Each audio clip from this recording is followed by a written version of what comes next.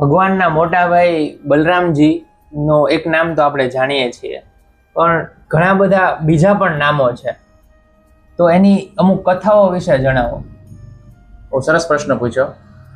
બલરામજી નામ તો સામાન્ય રીતે બધા જ લોકોને ખબર છે કે એમનું એક નામ તો બલરામજી છે, પરંતુ એમના બીજા પણ ઘણા નામો છે. એક નામ એમનું છે સંકર્ષણ. સંકર્ષણ નામ શા માટે પડ્યું? કારણ કે જ્યારે કંસ છે દેવકીના એક પછી એક જે કાંઈ પણ બાળક જન્મતા હોય તેની હત્યા કરી નાખતો.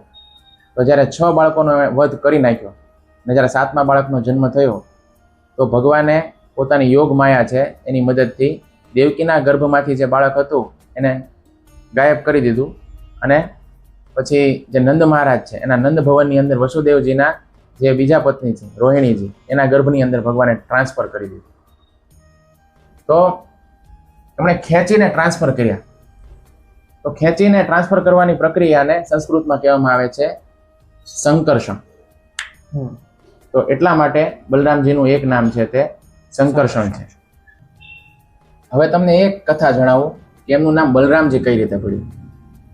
તો જ્યારે ગર્ગ મુનિ પધાર્યા નંદ ભવનની અંદર બંને બાળકોનું નામકરણ કરવા માટે, તો એ સમયે એમની દ્રષ્ટિ મોટા બાળક ઉપર પડી, અને મોટા બાળક ઉપર પડી તો એકદમ શરીર હટ્ટું કટ્ટું અને તંદુરસ્ત હતું.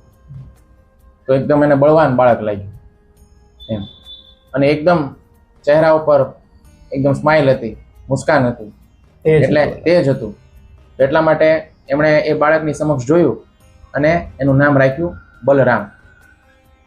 જે તાકાતવાન છે, જેનામાં શક્તિ છે, બળ છે, એટલે બળ એટલે તાકાત, અને રામ એટલે આનંદનો સ્ત્રોત, અખૂટ આનંદનો સમુદ્ર, એટલે રામ. તો એમણે જ્યારે મોટા બાળકને જોયું તેમના મોઢામાંથી જે નામ બહાર આવ્યું એ હતું બલરામ. તો આ રીતે એમનું મોટા બાળકનું જે નામકરણ થયું તે બલરામ તરીકે થયું. અદ્ભુત.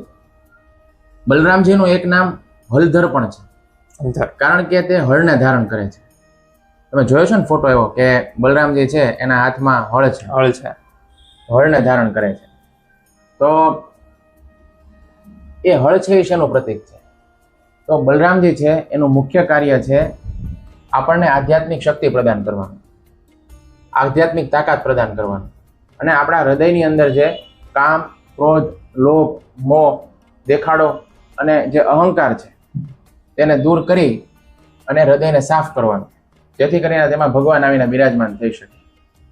તો તમે જોયું હશે કે ભાઈ ખેતર છે ને એની જમીન છે ને ખૂબ એટલે ખૂબ કઠણ હોય છે. એની ઉપર જ્યારે હળથી જમીનને ખેડવામાં આવે ને તો એ જમીન છે એકદમ પોચી થઈ જાય છે. તો એવી રીતે આપણું હૃદય છે ને એ પણ અહંકાર અને અન્ય વિકારોને કારણે એકદમ એની ભૂમિ છે તે એકદમ કઠોર બની ગઈ છે.